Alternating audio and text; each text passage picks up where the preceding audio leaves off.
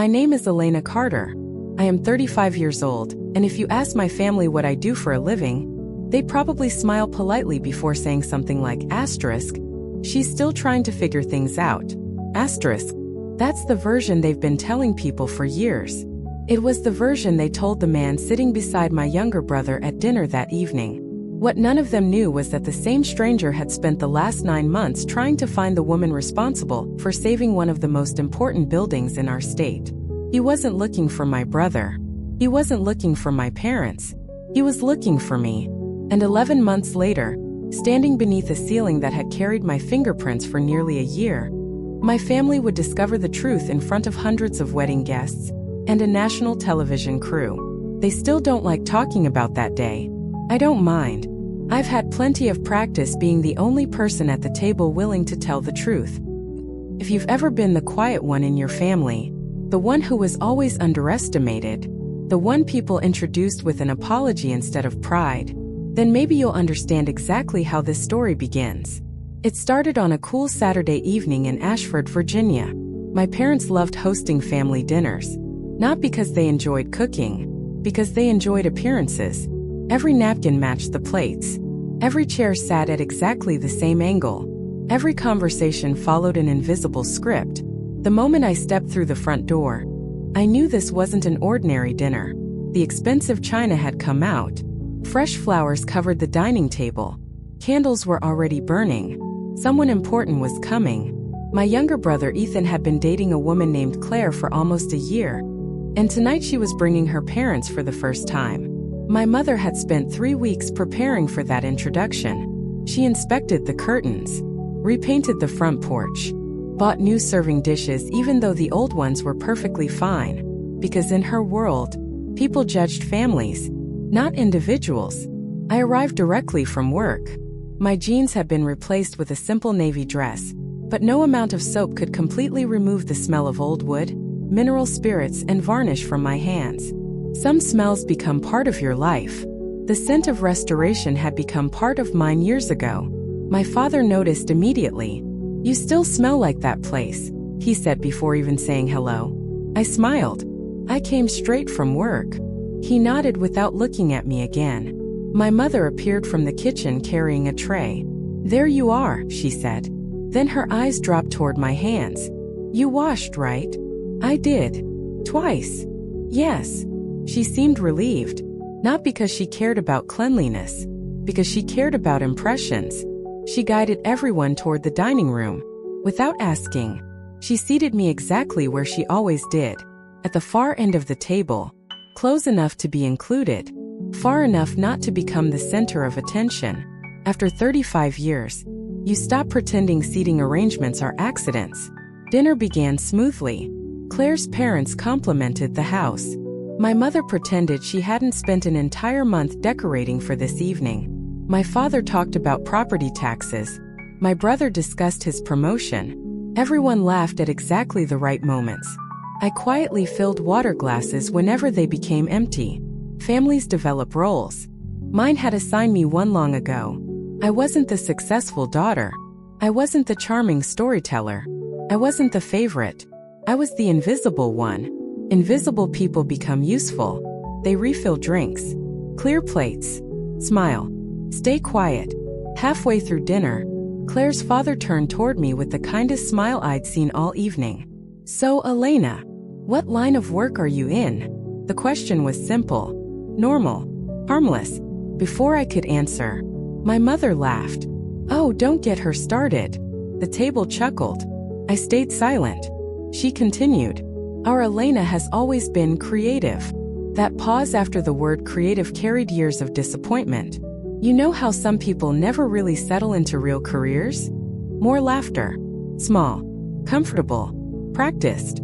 My father looked down at his plate. My brother smiled awkwardly. Claire looked confused. Her parents exchanged polite glances. My mother waved her hand. "She fixes old things." As a hobby. You know how artistic people are. The conversation immediately shifted toward Ethan's promotion. Like my life had already been summarized. I could have interrupted. I didn't.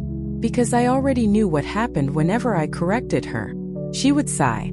Tell everyone I misunderstood. Then remind me she was only trying to help. Helping had become another word for controlling. I focused on my dinner, counted my breaths. 1, 2, 3. The same way I counted brushstrokes while restoring cracked wood. Slow, even, patient. Usually, that was enough. Usually I let the moment pass. Usually I drove home afterward and forgot about it. But that afternoon had been different. Earlier that day I'd spent 6 hours standing nearly 40 feet above the floor inside one of Virginia's oldest courthouses. A place built before electricity, before automobiles, before anyone alive today had been born. The ceiling had survived fires, flood, neglect, and nearly a century of dust. By sunset, its colors had finally begun returning. Standing beneath something beautiful changes you, especially when your own hands helped save it. So for the first time in years, I answered, I restore historic buildings. The room became quiet. Not completely, just enough. I specialize in architectural conservation. I repair structures most people believe are beyond saving. My mother smiled tightly. That sounds much nicer than it really is. She laughed again. It's mostly cleaning old buildings. Nobody joined her this time. Claire's father looked genuinely interested. What kind of buildings? I opened my mouth. Before I could answer, the front doorbell rang. My mother stood immediately. That'll be Daniel. She looked relieved. Daniel, Claire's older brother. The last guest. Apparently, the most important one. She hurried toward the door while everyone adjusted in their seats. Moments later, a tall man walked inside carrying a bottle of wine. Late 30s. Calm eyes. Tailored navy suit. He apologized for being late. Traffic. Construction. The usual excuses. He greeted everyone warmly. Then his eyes landed on me. For just a second, something about his expression changed. Like he recognized a face but couldn't remember where. He sat beside Claire. Dinner resumed. For nearly 15 minutes. He barely spoke. Instead, he listened. Really listened. When people answered, he looked directly at them. When someone finished talking, he asked thoughtful follow-up questions. It was surprisingly rare. Eventually, his attention shifted toward me. So, you're involved in historic restoration? I nodded. A little. What company? My own studio. He froze. Only for a heartbeat. What was the name? Carter Restoration Studio. He repeated it quietly, almost to himself. Carter. Then he slowly reached into the inside pocket of his jacket, pulled out his phone, typed something. His expression changed completely. He looked back at me, then at the screen, then back at me again. You, he said carefully, wouldn't happen to be the Elena Carter who restored the Jefferson Courthouse ceiling? Every fork on the table stopped moving. I looked at him. Yes. He smiled in complete disbelief. I've been trying to find you for months. Silence filled the dining room. Real silence this time. Not the polite kind. The kind that changes everything. And for the very first time, my family looked at me, the way strangers already did. Nobody spoke. Even the soft music playing from the kitchen suddenly felt too loud. Daniel kept looking between me and the phone in his hand, as if he couldn't believe the person he'd been searching for was sitting at this dinner table. I'm sorry, he said, lowering the phone. I need to make sure. He enlarged a photograph. Then he turned the screen toward me. The picture showed an enormous courtroom ceiling covered in painted gold leaf, deep blue panels, and hand-restored decorative molding. I recognized every inch of it. I had spent almost 8 months standing on scaffolding beneath that ceiling. I knew every crack, every repaired section, every brushstroke. Yes, I said quietly. That's my project. Daniel let out a slow breath. I knew it. He looked almost relieved. My firm has been trying to locate you since last fall. My mother's smile froze. I'm sorry. She interrupted politely. There must be some mistake. Daniel shook his head. No mistake. He looked directly at me again. You really are Elena Carter? I smiled. I've been Elena Carter my entire life. A few nervous laughs escaped around the table. Not because the joke was funny, because nobody knew what else to do. Daniel continued. My company manages restoration grants for historical landmarks across 3 states. He paused. Your courthouse project has been discussed in nearly every board meeting we've had this year. Now nobody laughed. Claire slowly turned toward her brother. You never mentioned that. I didn't know what she looked like. He smiled. The reports only listed the company name. He looked back at me. We've called your office, sent letters, even emailed. We never received a response. I frowned. I honestly never got anything. I've been working on site almost every day. Daniel nodded. That explains it. My mother suddenly stood. I think everyone could use more coffee. She reached for empty cups so quickly she nearly knocked over a glass. Whenever conversations became uncomfortable, my mother always found something else to do. Coffee, dessert, dishes, anything except allow the truth to stay in the room. But Daniel wasn't finished. We actually wanted to invite you to lead another restoration. He spoke naturally, as though this were completely ordinary. It involves the Ashton estate. My fork slipped from my fingers. It landed softly against my plate. Everyone looked at me. For anyone else, that name meant nothing. For me, it meant everything. The Ashton estate was considered one of the most important historic homes in Virginia. Architects studied it. Universities photographed it. Historians wrote papers about it. Every conservator in the state dreamed of working there. I had dreamed about it since I was 21. You've chosen someone already? I asked. Daniel smiled. We ranked candidates. There wasn't much debate. You were the unanimous choice. The silence that followed felt completely different now. Earlier, it had been filled with embarrassment. Now, it was filled with confusion. Because the story my family had believed for years no longer matched the woman sitting in front of them. My father cleared his throat. I didn't realize your business had grown that much. I looked at him. It has. He nodded once, almost awkwardly. I see. Those 2 words should have made me feel better. And said, they made me realize something. He had never asked. Not once. Not in 12 years. He had never visited my workshop. Never asked about my clients. Never asked what I actually spent my days doing. It was easier to assume. Claire leaned toward me. So, you restore buildings by hand? Mostly. What exactly does that involve? Before I could answer, my mother returned carrying a coffee pot. Oh, sweetheart. She laughed softly. Don't let Elena make it sound more glamorous than it is. It's basically maintenance work. Daniel slowly turned toward her. With remarkable politeness, he asked, Mrs. Carter, have you ever seen her work? My mother hesitated. Well, not personally, but she talks about it. Daniel nodded thoughtfully. I visited the courthouse 2 weeks ago. He smiled toward me. The judges wouldn't stop talking about the restoration. They called it one of the finest preservation projects completed in the last decade. No one spoke. Claire's father finally broke the silence. What exactly makes her work so special? Daniel answered before I could. She doesn't replace history. She preserves it. There's a difference. He explained how most contractors simply removed damaged materials. Conservators protected original craftsmanship whenever possible. It takes years to learn. Very few people can actually do it. Then he looked at me. My grandfather trained as one. He always said restoring something old requires more patience than building something new. I smiled. He was right. For the first time that evening, someone at the table wasn't looking at me with pity. They were listening. Actually listening. My mother suddenly interrupted. Daniel, I'm sure Elena appreciates the compliments. But Ethan has something exciting to announce. Another redirect. Another carefully planned escape. My brother looked uncomfortable. I actually already told everyone. Oh, she laughed awkwardly. Did you?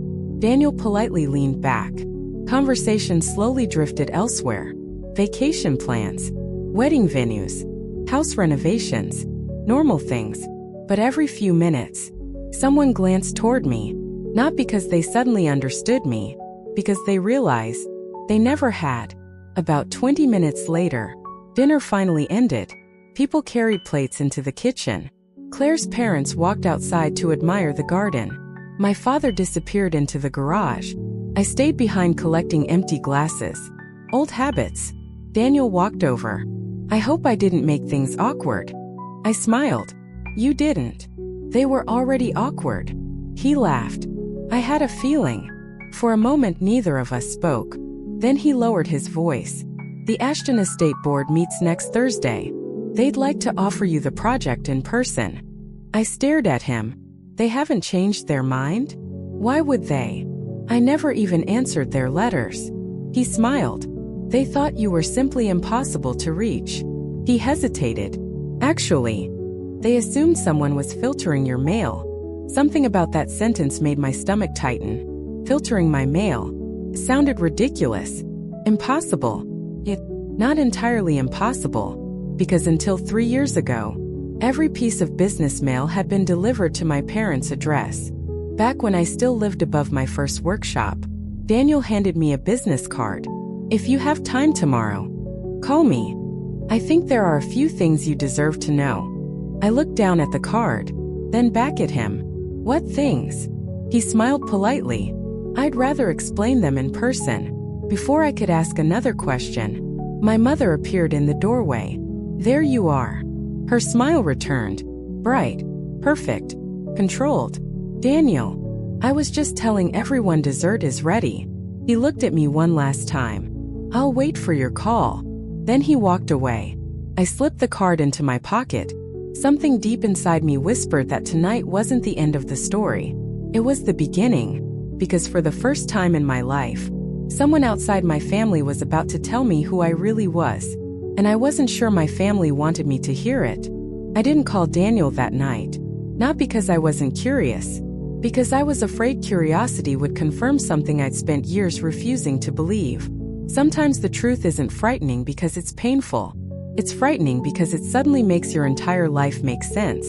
I drove back to my workshop just after 10. The old brick building sat at the end of Maple Street exactly where it had for nearly a century. The upstairs apartment was dark except for the lamp I always left on beside the window. It wasn't much. One bedroom, a tiny kitchen, a workshop below. But every inch of it belonged to me. When I unlocked the front door, the familiar smell of cedar, varnish, and beeswax greeted me like an old friend. Old wood has a strange comfort. It never pretends to be anything else. People could learn a lot from timber. I hung my coat by the entrance and walked past rows of half-finished projects. An antique grandfather clock waiting for new gears. A hand-carved walnut desk. 2 church pews. A century-old library door that had survived a fire. Broken things had always trusted me more than people did. Above my workbench hung a small wooden plaque my mentor had carved years ago. It read, "Patience reveals what force destroys." Whenever life became loud, I read those words. Tonight they felt heavier than usual. I pulled Daniel's business card from my pocket and placed it beside the lamp. Then I stared at it for almost 10 minutes. Finally, I picked up the phone. He answered on the second ring. I was hoping you'd call. I have questions. I know. There was a pause. Can you meet tomorrow morning? 9. I'll be there. The next morning, Daniel was already waiting when I arrived at a small cafe near the courthouse. He stood when he saw me. No coffee yet, he smiled. I wasn't sure how you'd take it. Black. Good. So do I. We ordered. Found a quiet corner. For a minute, neither of us mentioned the previous night, and said, he looked around the cafe before leaning forward. I need to ask you something. Go ahead. When was the last time you checked the mailing address registered for your business? I frowned. My accountant changed everything a few years ago. I think. He slowly slid a folder across the table. Our office keeps copies of every certified letter we send. Inside were 5 envelopes, all addressed to me, all unopened, all stamped, delivered. The address made my heart stop. My parents' house. I looked up. I haven't used this address in over 3 years. Daniel nodded. That's what confused us. He opened another page. We sent invitations, grant applications, speaking requests, exhibition offers. Even an award nomination. I blinked. I'm sorry. What award? He turned another document toward me. The Virginia Heritage Preservation Medal. My name sat at the top. Below it, one sentence. Nominee declined participation. I stared at the page. I never declined. I know. My voice had become almost a whisper. I've never even seen this. Daniel remained quiet. He wasn't trying to convince me. The documents were doing that themselves. There were others, he said gently. A museum wanted you to lecture. A university wanted you to teach a masterclass. A preservation magazine requested an interview. He hesitated. Every response came from the same email address. I looked closer. The sender wasn't mine. It belonged to my mother. The cafe disappeared around me. The conversations, the music, even the smell of coffee. Everything became distant. I read the first reply. Thank you for thinking of my daughter. She has chosen to step away from professional restoration and is no longer accepting opportunities. The second. Please remove her from future mailing lists. The third. She prefers to live privately and appreciates your understanding. My hands started trembling, not because the words were cruel, because they sounded exactly like my mother. Polite, professional, final. Daniel watched me carefully. I'm sorry. I should have shown you sooner. I swallowed hard. How many? He looked down. We counted 14 invitations over the last 4 years. 14 doors that I never even knew existed. I leaned back in my chair. Suddenly, 100 confusing moments from the past began fitting together. Why no galleries had responded? Why museums stopped calling? Why other conservators assumed I wasn't interested in larger projects? I had blamed myself. Thought I simply wasn't good enough. Maybe I wasn't visible enough. Maybe my work wasn't important enough. The truth was far simpler. Someone had been answering for me. I left the cafe almost an hour later. Daniel never once criticized my mother. He simply handed me copies of every document. Whatever you decide to do, he said quietly. At least now you're deciding. The morning sun felt strangely cold. I sat in my truck for nearly 20 minutes before turning the key. I didn't drive home. I didn't drive to work. Instead, almost without thinking, I drove to my parents' house. My mother's car sat in the driveway. She opened the door before I knocked.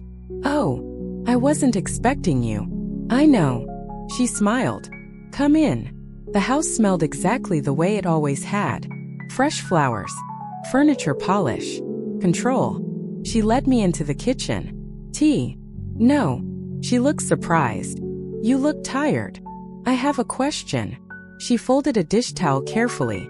What is it? I placed the folder on the table. She looked down. Didn't touch it. Didn't ask what it was. She simply stared. Then, very slowly, she sat down. You opened them. It wasn't a question. You knew. She closed her eyes for a second. I was hoping those would never reach you. I felt something inside me crack. Not explode. Just crack. Quietly. You answered my letters. I protected you. I never asked to be protected. You would have been embarrassed. I laughed. It didn't sound like laughter. It was an award. It was television. It was museums. It was universities. She looked directly at me. And every one of those places would have judged you. I stared at her. They were inviting me. They were inviting a woman who spent her days covered in dust.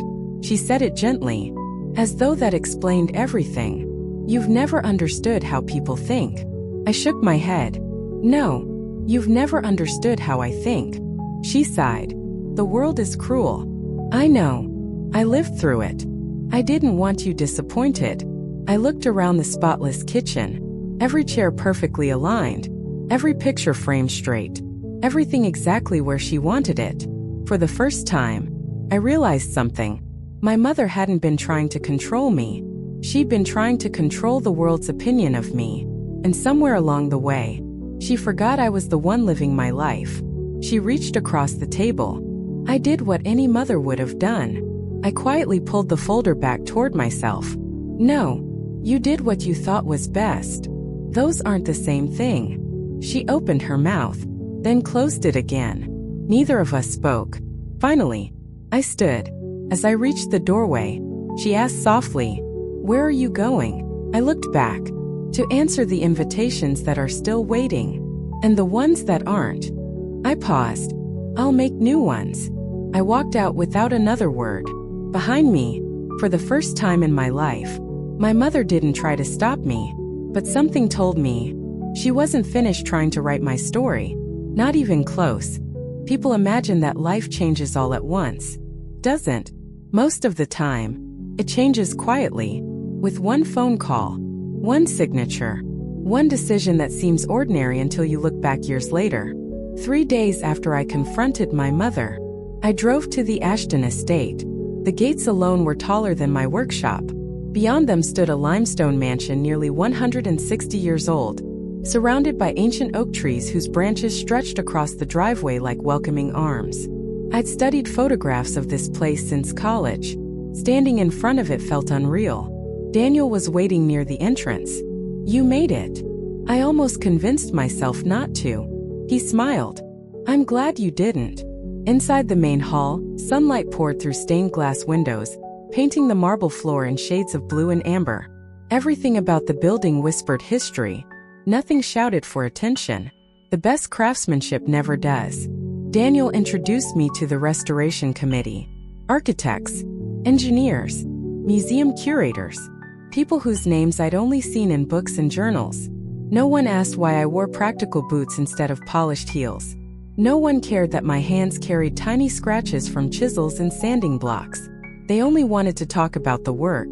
For nearly 2 hours we walked through the estate. The library ceiling had suffered water damage. The grand staircase had begun separating from the east wall. Decorative plaster throughout the ballroom showed hairline fractures that only trained eyes noticed. Most visitors never saw those cracks. I couldn't stop seeing them. Buildings speak. You simply have to learn their language. By the end of the inspection, I already knew exactly where to begin. The committee gathered in the conference room overlooking the gardens. An elderly architect named Margaret folded her glasses and looked directly at me. "Miss Carter, every person in this room recommended you." She slid a thick folder across the table. Inside was the contract. 12 months. Full restoration oversight. A budget larger than my entire business had earned in the previous 4 years combined. I stared at the number, then quietly closed the folder. "I have one condition." The room became still. Margaret smiled. "Go ahead. I won't fake history. If we restore something, it stays honest. I won't replace original work just because newer looks cleaner." Silence. Then one of the museum historians laughed softly. "I told you she'd say that." Margaret nodded. "So did I." She pushed the contract back toward me. "That's exactly why you're here." For the first time in years, I signed my name without wondering whether I deserved to. The first week disappeared faster than I expected. Scaffolding filled the ballroom. Protective coverings stretched across polished floors. Every damaged section was photographed, measured, documented. Historic restoration isn't glamorous. It's slow, patient, sometimes painfully quiet. One afternoon I spent nearly 3 hours cleaning a section of decorative molding no larger than a dinner plate. To the end, it looked almost exactly the same. Except it wasn't. It was stable again. People often believe restoration means making old things look new. Doesn't. It means giving them enough strength to keep telling their story.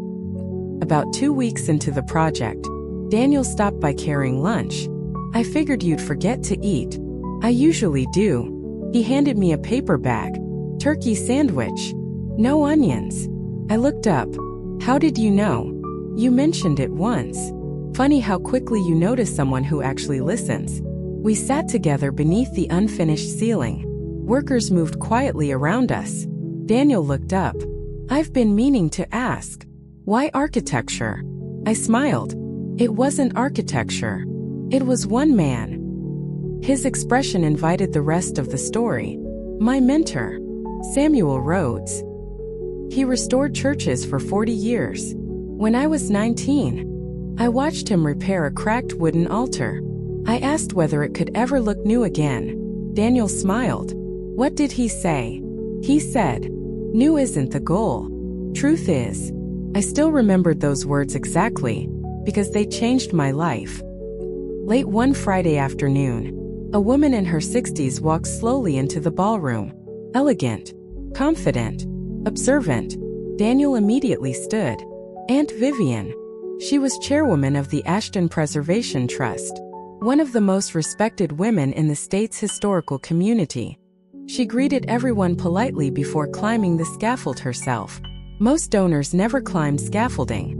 She did, carefully, without hesitation. When she reached the top, she stood beside me looking toward the ceiling. Neither of us spoke for almost a minute. Finally, she asked, "How old do you think that repair is?" She pointed toward a small section near the eastern beam. Most people would have missed it. I smiled. "About 70 years." She raised an eyebrow. "Why?" "The plaster texture. The lime mixture changed after the war." She nodded slowly. "I was hoping you'd notice." Then she smiled. The committee made the right choice. As she prepared to leave, she paused. "I've seen your courthouse restoration. It reminded me of my grandfather." I didn't know what to say, so I simply thanked her. She looked back once more. "You don't just preserve buildings, Miss Carter.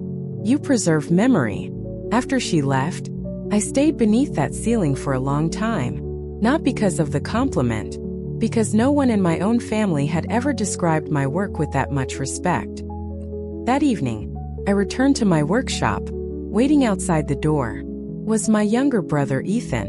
He looked uncomfortable, hands in his pockets, avoiding eye contact. "I hope I'm not interrupting."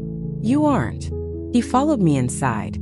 His eyes wandered across the workshop, the shelves, the tools, the unfinished furniture, the old blueprints hanging on the walls. "I've never actually been here."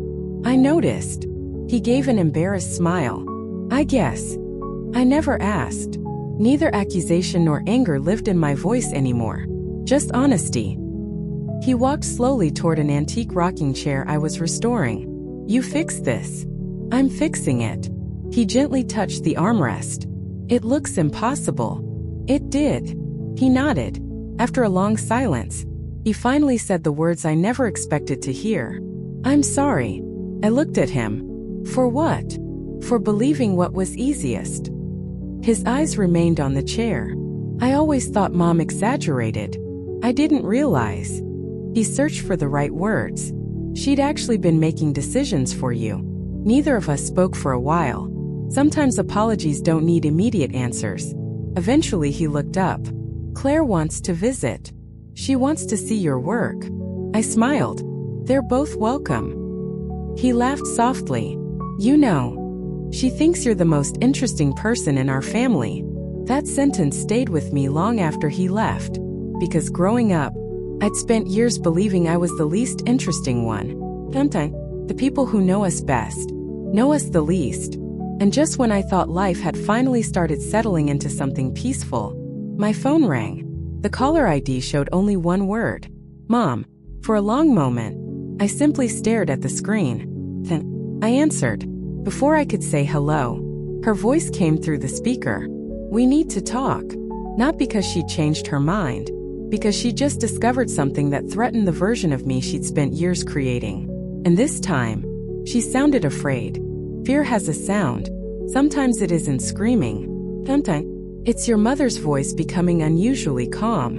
I looked at the phone. "What's wrong?" There was a pause, long enough for me to hear her breathing. "Can you come by the house?" "I'd rather know why." "It's important." "So tell me." Another pause. Finally, "They've put your name on the building." I frowned. "What?" "The Ashton estate. They've already installed a bronze dedication plaque." I looked across my workshop. Nobody outside the restoration committee should have known that. The plaque had only been mounted that afternoon. It was small, simple, just enough to acknowledge the lead conservator. I hadn't even seen it yet. "How did you hear about that?" "My friend Margaret volunteers with the Garden Society. She was invited to the preview. And she called me. Her voice tightened. Elena, people are talking. I couldn't help smiling. I certainly hope they are. She didn't smile back. They're asking questions. Questions have answers. Not all answers help. There it was again. The same philosophy she'd lived by my entire childhood. Truth wasn't dangerous. Attention was. I'll stop by after work. Please do. She hung up before I could say anything else. That afternoon, I climbed the final section of scaffolding inside the ballroom. The workers had already left for the day. Only the echo of distant footsteps remained. Sunlight poured through the western windows, covering the floor in long golden rectangles. Near the entrance, I finally saw it. A bronze plaque, no larger than a hardcover book. I walked toward it slowly. The letters were beautifully engraved. Grand Ballroom Restoration. Lead Conservator. Elena Carter. For several seconds, I simply stared. My own name. Not hidden in paperwork. Not buried in project files. Not listed in tiny print at the end of a report. Visible. Permanent. Real. I reached out and touched the cool metal with my fingertips. It wasn't pride I felt. It was relief. For years, I'd convinced myself that staying invisible was humility. Standing there, I realized it had mostly been fear. A quiet voice interrupted my thoughts. It looks right. I turned. Vivian stood several feet behind me, hands folded, watching. I wasn't expecting anyone. She smiled. I wanted to see your reaction. I laughed softly. I'm still deciding how I feel. She stepped beside me. When I was 28, my father refused to put my name on our foundation's board. I looked at her. He thought donors trusted men more. She shrugged. So I spent 10 years doing work that everyone praised, while someone else accepted the introductions. She glanced at the plaque. Never apologize for allowing your work to carry your name. The sentence settled somewhere deep inside me. We stood together quietly.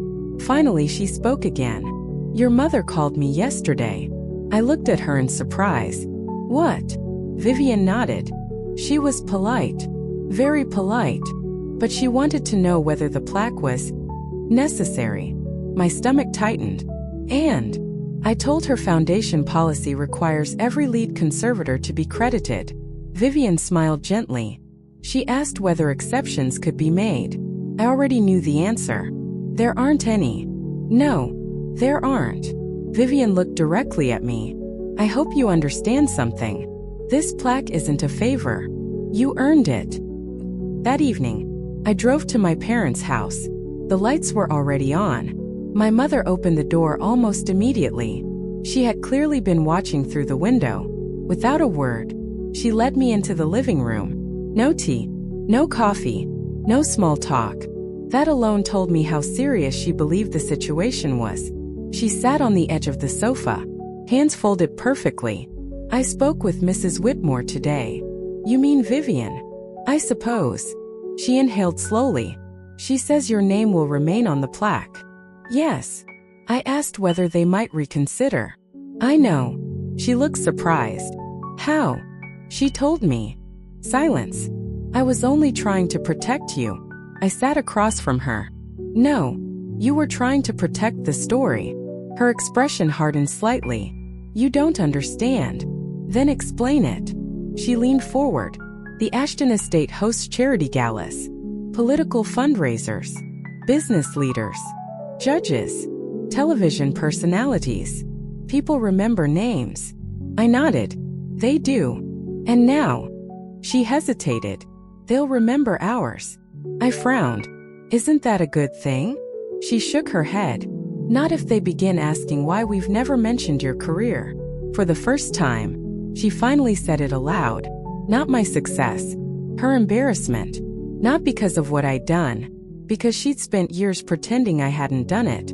I looked around the familiar room. Family photographs covered the fireplace. Graduation pictures. Wedding portraits. School awards. My brother's baseball trophies.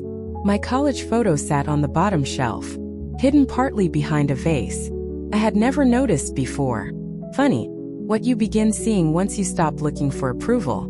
My mother followed my eyes. We've always been proud of you. I quietly stood. No, you've always been proud of the version of me that required the least explanation. She didn't answer, because she couldn't, and said, she changed the subject.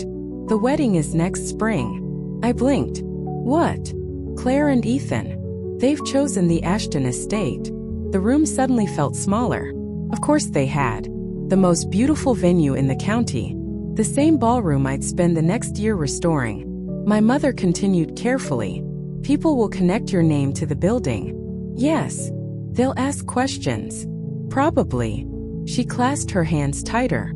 I need you to keep things simple. I almost laughed. What does that mean? When people ask what you do, don't make a spectacle. I stared at her. I've never made a spectacle. You know what I mean? No, I honestly don't. She stood, voice becoming firmer. The wedding isn't about you. I nodded slowly. I know. It never was. But my career isn't about the wedding either. Another silence settled between us. This one colder than the last. Finally, she spoke in almost a whisper. I just don't want anyone thinking our family isn't normal. I smiled sadly. Mom. Every family has secrets. The healthy ones stop pretending they don't. I walked toward the front door. Behind me, she called my name. Elena. I stopped. Without turning around, she asked the question she'd been avoiding all evening. Are you going to tell everyone? I rested my hand on the doorknob. I'm not planning to announce anything. I paused. But if someone asks me a direct question, I looked back at her. I'm done apologizing for the truth. I left before she could answer. The evening air felt lighter than it had in years. For the first time, I realized something important. My mother wasn't afraid that people would discover who I had become. She was afraid they would discover who I'd always been. And neither of us knew it yet. But in just a few weeks, a television producer would walk into the Ashton estate and unknowingly begin unraveling every story my family had ever told about me. People think cameras record the truth. They don't. They record whatever someone points them toward. The truth depends on who's telling the story. 3 weeks after my conversation with my mother, I was standing 30 feet above the ballroom floor, repairing the final section of decorative plaster when Daniel called up from below. Elena, I've got someone I'd like you to meet. I carefully climbed down the scaffold. Waiting beside him was a man in his early 50s carrying a leather notebook instead of a clipboard. Gray hair, warm smile, sharp eyes. This is Michael Hayes, Daniel said. Executive producer. Michael extended his hand. I've been hearing your name for months. I shook it. Hopefully good things. The best. He laughed. We're filming a documentary series about historic restorations. I immediately knew where this was going. No. He smiled politely. I haven't even asked yet. You were about to. I was. Daniel laughed quietly. Michael looked around the ballroom. Our series isn't about buildings. It's about the people who save them. I'm not interested. His smile didn't disappear. Can I ask why? I looked toward the ceiling. Because the building matters. Not me. He wrote something in his notebook. Interesting. What? That's exactly what every remarkable craftsperson says. I crossed my arms. I'm serious. So am I. He closed the notebook. I won't pressure you. But if you change your mind. He handed me a business card. My number's there. Then they both walked away. I slipped the card into my pocket, convinced I'd never use it. The restoration entered its 6th month. Every day followed the same rhythm. Arrive before sunrise. Inspect yesterday's work. Mix lime plaster. Repair cracks. Document every change. Leave after sunset. I loved routines. Buildings appreciated consistency. People rarely did. One Tuesday afternoon, Vivian climbed the scaffold carrying 2 cups of coffee. I've been promoted. She smiled. To delivery service. I accepted the cup. Thank you. She looked around. You've changed this room. I've only helped it remember itself. She smiled. I liked that answer. After a quiet moment, She spoke again. Michael called me. I sighed. I assumed he would. He says you refused. I did. Vivian nodded thoughtfully. May I ask why? I hesitated. Finally, I've spent my whole life trying not to become the center of attention. She didn't respond immediately and said, she looked toward the ceiling. When I was 30, I gave a speech to nearly 500 people. I looked surprised. You. I nearly fainted. She laughed. I hate it every second. So why do it? Because silence has consequences too. She let those words settle, then quietly climbed back down the scaffold. That evening, I found an envelope pushed beneath my workshop door. No stamp, no return address. Inside was a newspaper clipping. The headline read, "Local courthouse restoration receives national praise." The article described my work, except it never mentioned my name. Instead it read, "The restoration team, contractors involved, the project." No individual credit. First, I thought nothing of it. Then another piece of paper slipped from inside the envelope. One handwritten sentence. This wasn't the reporter's decision. No signature. Nothing else. My heartbeat slowed, then quickened again. Someone wanted me to know something. But what? The next morning, I visited the newspaper office. The editor greeted me warmly. "I remember you." "You do?" "Of course. We interviewed you last year." I frowned. "No. You interviewed someone." "It wasn't me." His smile faded. He opened a filing cabinet. After a minute, he returned with a folder.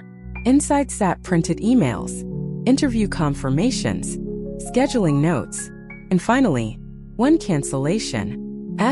Elena Carter prefers not to receive personal recognition. Please remove her name from publication. The sender. My mother's email address. Again, the editor looked genuinely confused. I assumed it came from your office. It didn't. I'm incredibly sorry. I managed a small smile. It wasn't your fault. He leaned back in his chair. You know, when people consistently refuse credit, we eventually stop offering it. I thanked him, then quietly walked outside. Another door, another opportunity, another piece of my own life, answered by someone else. That evening, my father unexpectedly arrived at the workshop. He stood near the entrance looking almost uncomfortable. I brought dinner. He held up a paper bag. Chinese. My favorite. I remembered. We ate sitting on overturned wooden crates. For several minutes, neither of us talked. Finally, he looked around.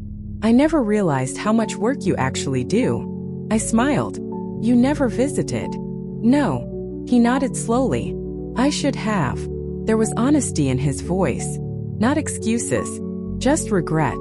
After another long silence, he asked something unexpected. Do you hate your mother? I stopped eating.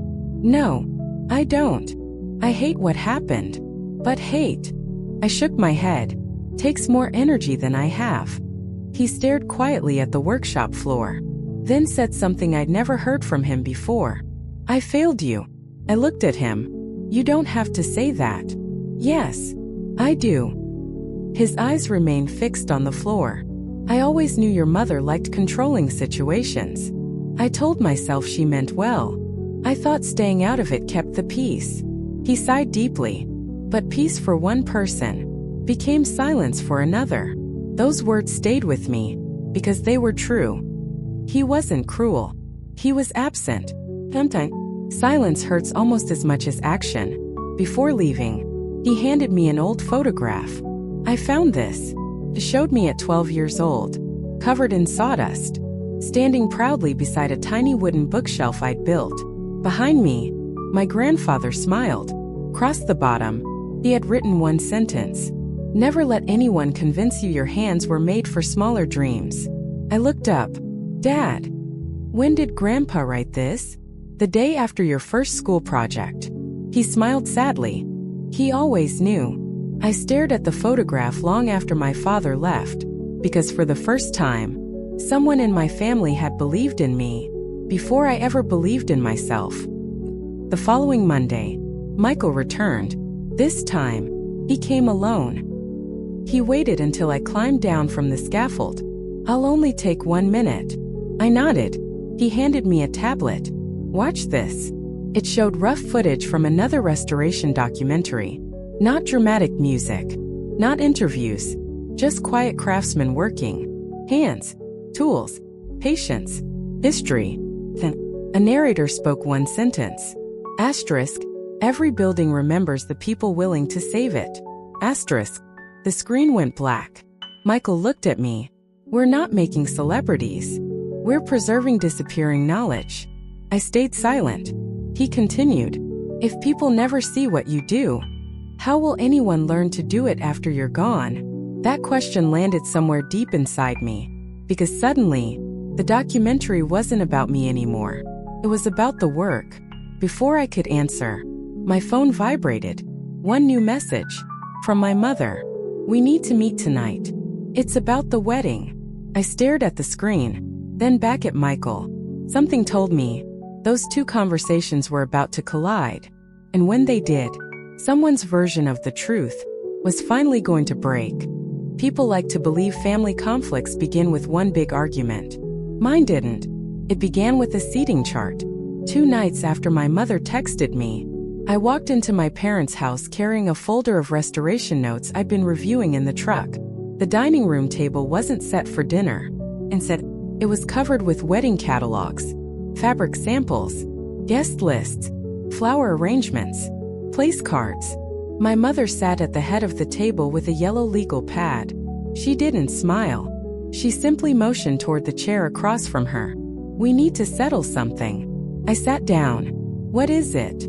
She slid a printed floor plan across the table. It was the ballroom at the Ashton estate. Every guest table had already been assigned, every camera position marked, every entrance carefully planned. She pointed toward a small circle near the back. "That's your table." I studied the page. It was almost hidden behind one of the decorative columns. "Okay." She looked relieved that I hadn't argued. Then she continued. "And one more thing. The documentary crew. I already knew where this was going. They've scheduled interviews throughout the evening." "I know. I don't want you speaking to them." I looked up. "What if they ask me something?" "They won't." "How do you know?" "Because I've already arranged it." My stomach tightened. "What exactly did you arrange?" She folded her hands. "I spoke with the wedding coordinator. I explained that your family, not part of the restoration team." For a long moment, I simply stared at her. "You what? They don't need to bother you." I almost laughed. Not because it was funny, because it was unbelievable. "You told them I wasn't part of the restoration? They don't need details.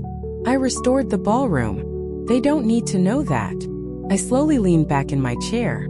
"The plaque says otherwise." Her jaw tightened. "We've already discussed the plaque." "No, you discussed hiding it." Silence filled the room. Finally, she spoke softly. "I just want one perfect day." "So do I." "Then help me." "I am." "No." She shook her head. "I need you to disappear." The sentence landed harder than she intended. I could see it in her face. She wanted to take it back. But truth has a habit of arriving before people can edit it. "I've spent 35 years disappearing." I said quietly. "I'm done." Before she could answer, the front door opened. Ethan walked inside carrying several suit bags. Claire followed behind him. The moment they noticed the tension, they stopped talking. "Everything okay?" Claire asked. Neither of us answered. She looked from me to my mother, then quietly set the garment bags against the wall. "I'll make coffee." "No." My mother forced a smile. "Everything's fine." Nobody believed her. Claire sat beside me. "I actually wanted to ask you something." "What?" She hesitated.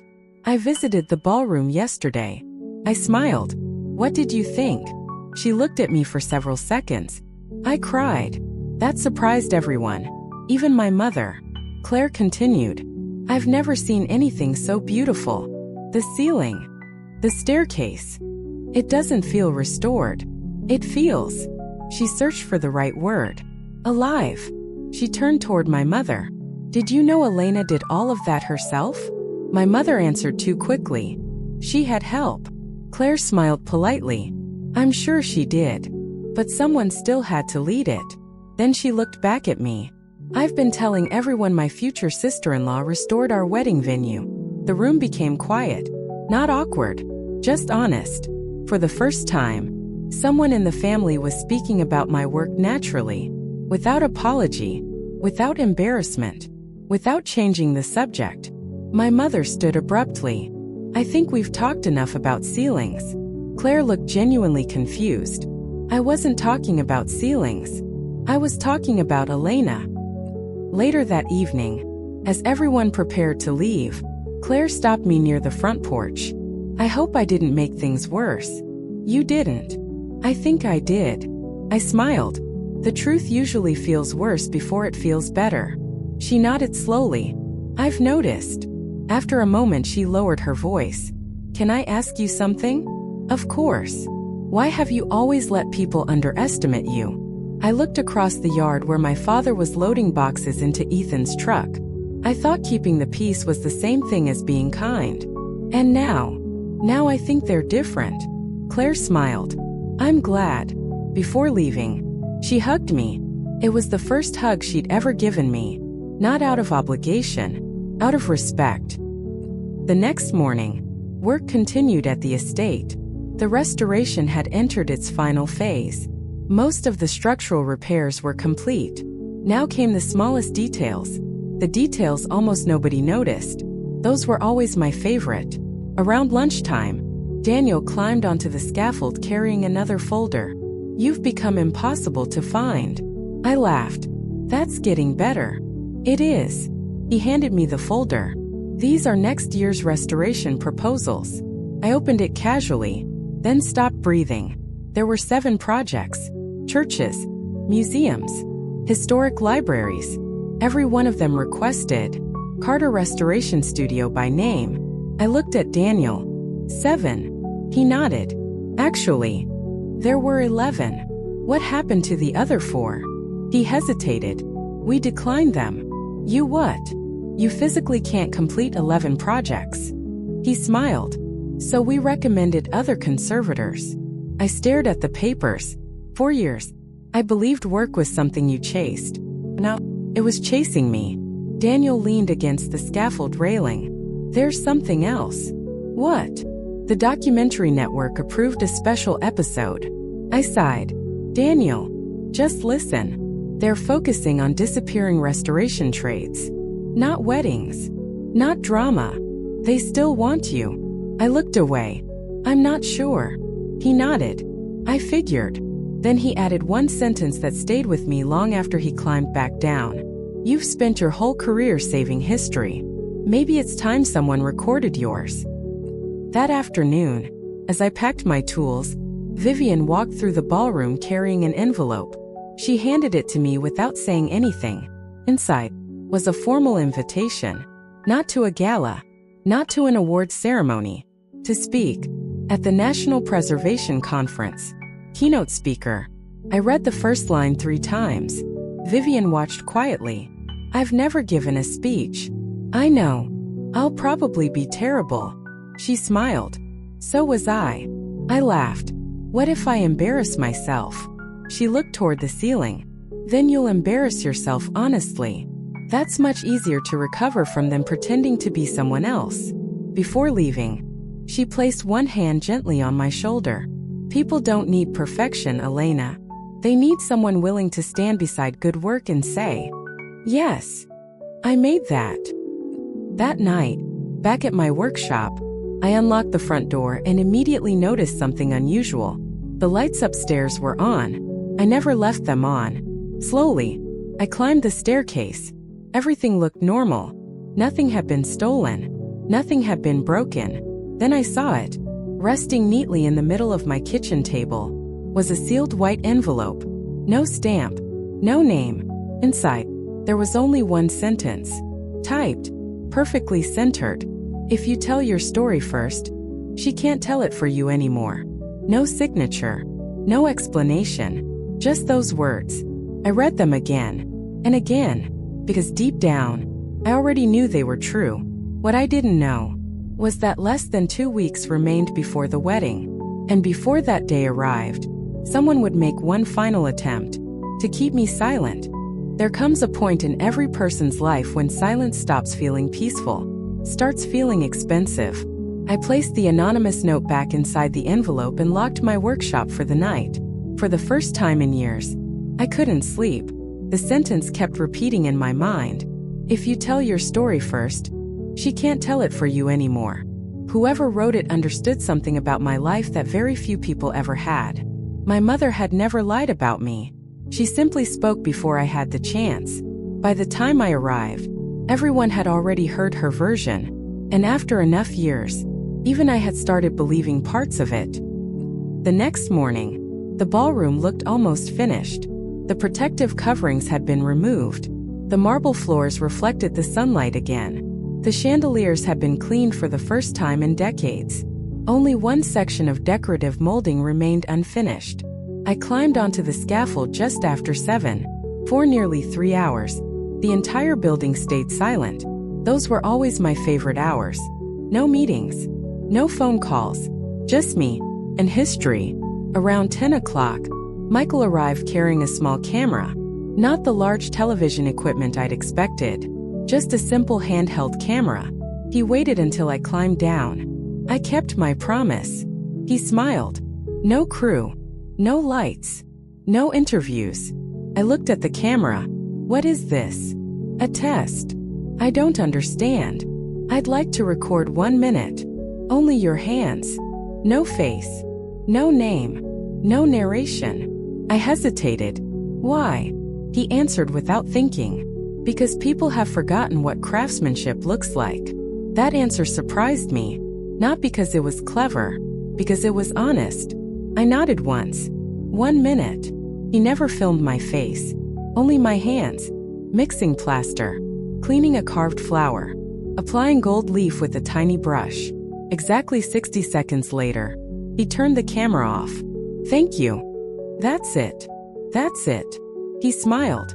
You know, I think you've misunderstood what documentaries actually do. I tilted my head. How? They don't create important people. They preserve important moments. Then he quietly packed his camera and left. That afternoon, I finally met the television network's senior editor. Her name was Rebecca. She had spent 25 years producing historical documentaries. After introducing herself, she asked me one unexpected question. What do you think this project is about? I answered immediately. The Ashton Estate. She smiled. No. The restoration? No. I frowned.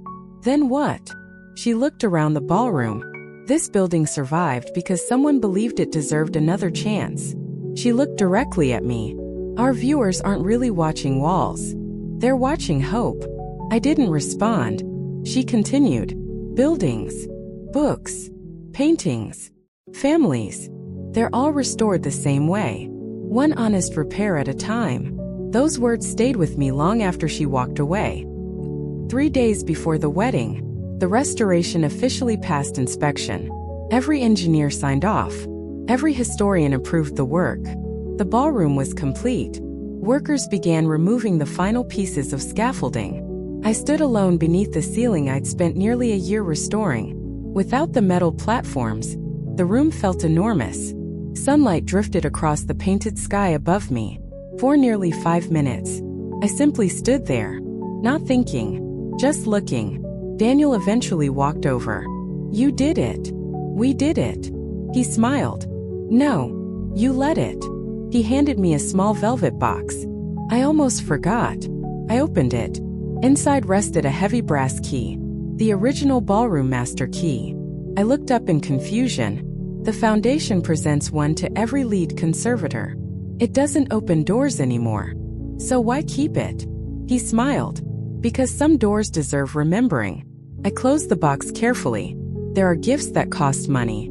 Then there are gifts that recognize a life. This was the second kind. That evening, I drove home exhausted.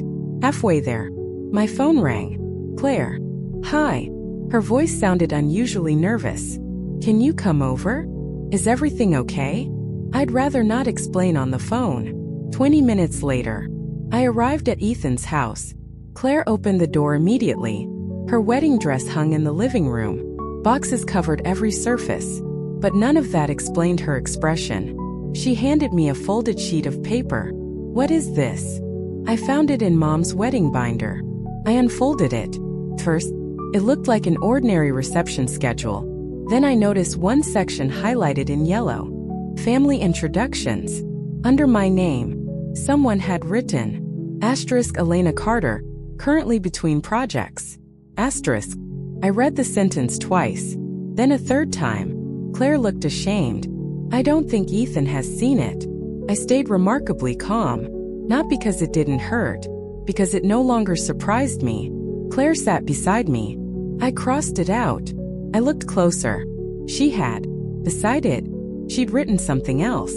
In blue ink. Lead conservator. Ashton Estate Restoration. I looked up. You wrote this. She nodded. I'm not letting anyone erase you anymore. For a moment, neither of us spoke. Then, very quietly, she asked, Are you angry? I smiled. No, I'm finished being angry. What are you now? I thought about it. Finally, I think I'm finally becoming visible. The rehearsal dinner took place the following evening. Almost everyone from both families attended. Business leaders, local officials, friends, relatives.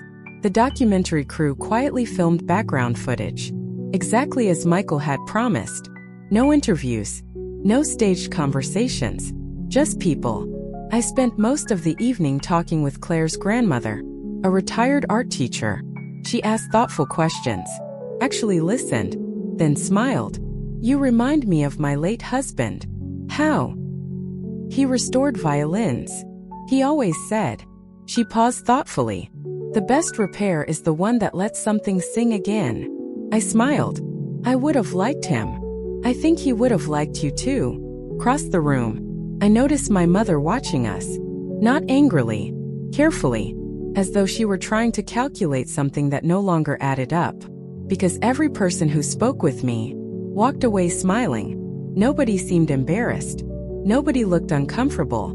Nobody treated me like someone who needed explaining. The world wasn't reacting the way she'd feared for 35 years. And I think that frightened her more than anything else.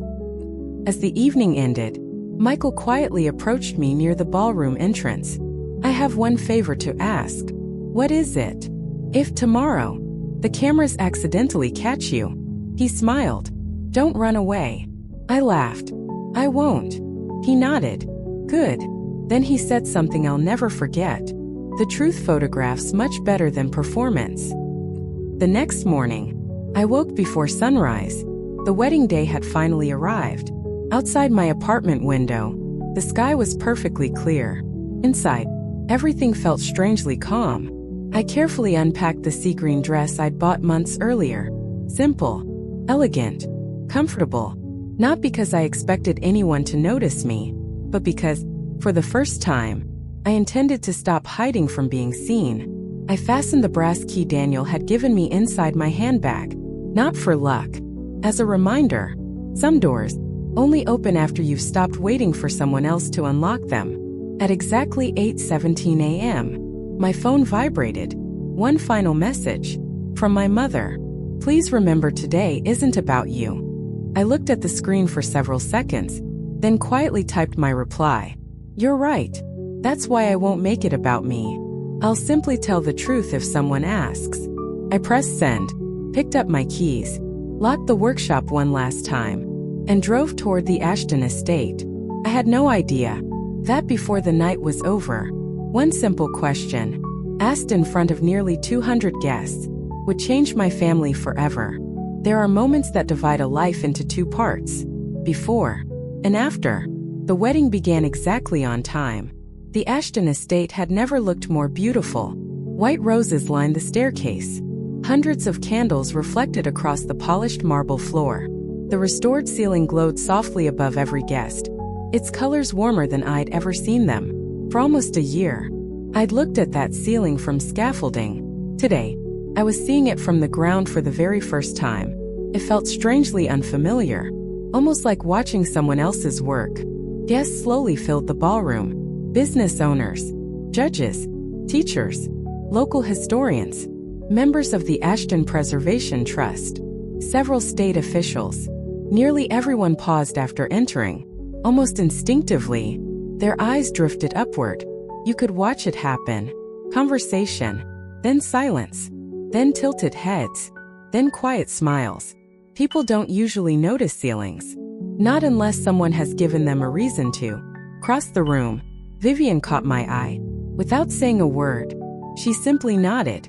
It wasn't congratulations. It was recognition. Sometimes those two things look exactly alike. The ceremony itself was beautiful. Claire looked radiant. Ethan looked more nervous than I'd ever seen him. When they exchanged vows, I cried. Not polite tears, real ones. Because despite everything, I loved my brother. And Claire had become the sister I'd never expected to find. When they kissed, the ballroom erupted into applause. For a little while, everything felt peaceful, exactly the way weddings are supposed to feel. The reception began an hour later. Music filled the hall. Servers moved gracefully between tables. The documentary crew stayed almost invisible, just as Michael had promised. No staged interviews, no interruptions, only quiet observation. I noticed something else. Nobody had covered the bronze plaque. It remained exactly where it belonged beside the ballroom entrance. Several guests stopped to read it. Some nodded.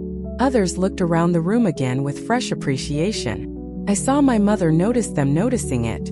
Every few minutes, her eyes returned to that small piece of bronze, as though willing it to disappear.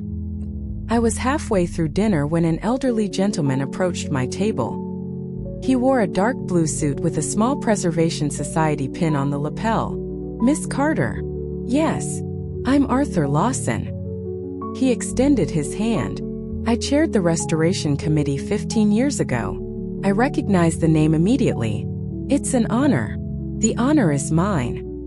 He looked upward. "I've spent 40 years studying buildings. Very few restorations disappear into history." He smiled warmly. "Yours does." I laughed softly. "I'm not sure whether that's a compliment. It's the highest one I know." He leaned closer. "The room feels original again. That takes extraordinary restraint." Before leaving, he added quietly, "Your mentor would have been proud." For a second, I couldn't speak, because I'd never told him who my mentor was. He smiled. "I knew Samuel Rhodes. He talked about you often." Then he walked away, leaving me sitting there with tears I hadn't expected. Across the ballroom, my mother had watched the entire conversation. She immediately walked toward Arthur. They spoke briefly. He pointed toward me once, then politely excused himself. My mother remained standing alone, looking unusually uncertain. About 20 minutes later, Michael approached my table. No camera, just a folded schedule. "Everything going all right?" "So far." He smiled. "We're almost finished." "Good." Then he glanced toward the entrance. "Actually, there is one thing." "What?" "The network would like one final establishing shot before we leave." "What kind?" "The ballroom. The staircase. The ceiling." I nodded. "That makes sense." He hesitated. "And if the conservator happens to be standing beneath the work, we'd like to include that." I smiled politely. "I thought we agreed." "We did. This isn't an interview. No questions. No narration. Just truth." I looked across the room, toward the plaque, toward the ceiling, toward nearly a year of my life, then back at him. "If it happens naturally, I won't walk away." His smile widened. "That's all I needed." 15 minutes later, the photographer announced family portraits. Everyone gathered near the staircase, exactly according to schedule. Rows formed quickly. Grandparents in front, parents behind, children arranged carefully. The documentary cameras remained respectfully distant. The photographer looked around. One more person. He checked his list. "Elena." I stepped forward. Before I reached the staircase, my mother gently caught my wrist. "Stand at the end," she whispered. "The bride should stay in the center." I know. I wasn't planning otherwise. She released my arm, almost embarrassed. I quietly took my place, far left, exactly where I'd stood in family photos for most of my life. The photographer raised his camera. "Perfect." Then, someone else's voice interrupted. Actually, heads turned. It was Vivian. She had been standing near the ballroom entrance speaking with several foundation donors. She walked toward the photographer carrying a calm confidence that silenced the room without effort. "I believe we're missing someone." The photographer looked confused. "I have everyone." Vivian smiled. "No, you have the family. You don't have the reason we're standing in this room." Silence. She looked directly at me. "Miss Carter, would you join us here?"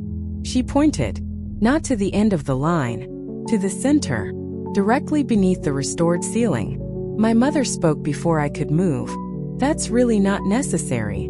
Vivian turned politely. "I respectfully disagree." Then she addressed the room. "Ladies and gentlemen, if I may have just 1 minute." Conversation stopped. Nearly 200 guests turned toward her. Even the musicians lowered their instruments. The documentary cameras quietly shifted position, not because anyone instructed them to, because something important was clearly happening. Vivian smiled warmly. "I've watched this ballroom every week for almost a year. I've watched dozens of skilled people contribute to its restoration." She paused. "But every project has one person willing to carry the weight when everyone else goes home." She looked toward me again. "And tonight, every one of us is celebrating beneath work that would not exist in this form without Elena Carter." The room became completely still. No applause. Not yet. Just attention. Real attention. I felt every pair of eyes in the ballroom turn toward me. Then, for the first time in 35 years, my mother didn't speak before I could, because someone else had already told the truth. And from the back of the room, one of the documentary cameras quietly began recording. Not a performance, not a speech, just the exact moment. My family's version of me stopped being the only one anyone believed. There are moments you rehearse for your entire life, without realizing you're rehearsing. For 35 years, I'd practiced staying quiet, smiling, letting other people explain me, standing just outside the photograph, never correcting anyone, never making things uncomfortable. And now, 200 people were looking at me, waiting, not because I demanded their attention, because someone had simply told the truth. The ballroom remained completely silent. Vivian stepped toward me with the same calm confidence she carried from the first day we met. She didn't gesture dramatically. She didn't exaggerate. She simply smiled. "Elena, would you come stand beside me?" For a second, I couldn't move. Then Claire reached over from beside Ethan. She gently squeezed my hand. "Go." Just one word. Soft.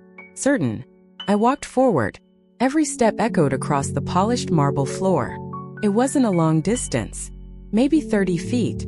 Felt like crossing 35 years. When I reached the center of the ballroom, Vivian turned toward the guests. "I've attended restoration unveilings all over the country. I've watched remarkable craftspeople quietly disappear while everyone applauded the finished building." She looked at me. "I promised myself I'd never let that happen when I had the chance to stop it." She pointed toward the ceiling. "Most of you have spent tonight admiring this room. Very few people know whose hands gave it back to us." She smiled warmly. "Now you do." For a heartbeat, no one moved. Then someone began clapping. One person, near the back. Another joined. Then another. Within seconds, the entire ballroom rose to its feet. Not loud, not theatrical, just genuine. I stood there frozen, because no one had ever applauded me before. Not publicly, not for my work, not for simply being myself. Across the room, I saw my father. He was clapping harder than anyone. His eyes were wet. He didn't try to hide it. Neither did I. When the applause finally settled, Michael quietly lowered his camera. He wasn't filming the crowd anymore. He was watching me. Then he nodded once. almost as if to say, "This is the story, not the wedding, not the building, not even the documentary." The story had always been about one person finally allowing herself to be seen. A guest near the front raised his hand politely. "I'm sorry, but may I ask something?" I smiled. "Of course. How long did the restoration take?" 12 months. "Were you here every day?" "Almost."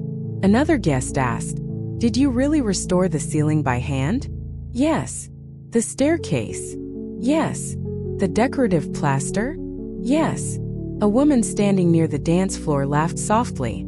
"So when everyone kept saying this ballroom looked incredible, we were actually complimenting your work." I smiled. "I suppose you were." The room filled with gentle laughter.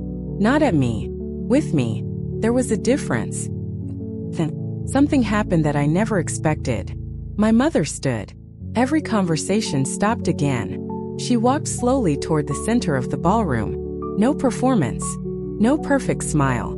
Just slow, careful steps. She stopped a few feet away from me. For the first time in my life, she looked completely unsure of what to say. She glanced around the room, then back at me. "When Elena was little," she began quietly, "she used to spend hours repairing broken toys. I thought." She smiled sadly. "It was just a phase." A few guests smiled. She continued. "When she grew older, I kept waiting for her to choose something. She searched for the word. More respectable." She looked directly into my eyes. I was wrong. The ballroom became perfectly still again. I wasn't embarrassed by her talent. She took a slow breath. I was embarrassed by my own fear. I felt tears gathering before I even realized it. She continued. "My father worked 3 jobs. My mother cleaned houses. I spent my entire childhood believing people judged us before they knew us." Her voice trembled. "So I spent the rest of my life trying to make sure no one ever could." She looked around the ballroom. "I thought protecting appearances was the same thing as protecting my family." Then she turned back toward me. "It wasn't." There were no excuses, no explanations, no attempts to justify what she'd done. Only truth. And somehow, truth sounded smaller than I'd imagined. Not because it lacked power, because honesty rarely shouts. It doesn't need to. She stepped closer. "I'm sorry." Just 2 words. The 2 words I'd stopped expecting years ago. I didn't answer immediately. Not because I wanted to punish her. Because forgiveness deserves honesty too. "I believe you," I said quietly. "But trust." I smiled gently. Takes longer to restore than plaster. For one terrifying second, I worried I'd hurt her, and said. She nodded. "I know. You taught me that." The room relaxed. People began talking again. Music returned. Dinner resumed. The documentary crew quietly captured the evening exactly as it unfolded. No staged scenes. No dramatic recreations. Just people. Real people. Trying to repair what had once been broken. Later that evening, my father found me standing beneath the staircase. He handed me a folded piece of paper. "I found this in your grandfather's toolbox after he passed." I unfolded it carefully. His familiar handwriting covered one side. It read, "Some people build new things. Some people save old things. The second job is harder, because you have to believe something is worth saving before anyone else does." I read it twice, then folded it carefully. "I think he wrote this for you," Dad said softly. I smiled. "I think he wrote it for both of us." 3 months later, the documentary aired nationwide. Michael kept every promise. There were no dramatic interviews, no family arguments, no embarrassing confrontations, only craftsmanship, history, patience, and one quiet moment where a woman stood beneath a restored ceiling while her name appeared on the screen. Lead conservator, Elena Carter. Nothing more, nothing less. The morning after it aired, my workshop phone didn't stop ringing. Museums, churches, universities, young apprentices asking whether they could learn the trade, parents asking how their children could become conservators. For the first time, people weren't calling because someone else had spoken for me. They were calling because they had finally heard my own voice. A year later, Claire and Ethan welcomed their first daughter. They asked me to become her godmother. When they placed that tiny little girl in my arms, Claire smiled. "We've already decided something." "What?" "When she's old enough, we're taking her to the Ashton estate." "So she can see the ceiling?" Claire laughed. "No. So she can meet the woman who taught our family that the strongest things in the world aren't the ones that never break." She looked at me with tears in her eyes. "They're the ones brave enough to be repaired honestly." Today, if you visit the Ashton estate, the bronze plaque still hangs beside the ballroom entrance. Most visitors walk past it without noticing. Some stop and read it. A few ask who Elena Carter was. The guides always smile before answering. They don't begin by describing the ceiling, or the staircase, or the restoration. They begin with something much simpler. Say, "She was the woman who spent years restoring old buildings. Asterisk, until she finally restored her own voice. Asterisk, and if there's one thing my life has taught me, it's this. Broken things don't need to be hidden. They need someone patient enough to believe they're still worth saving. Sometimes that's a century-old building. Sometimes it's a family. And sometimes it's yourself."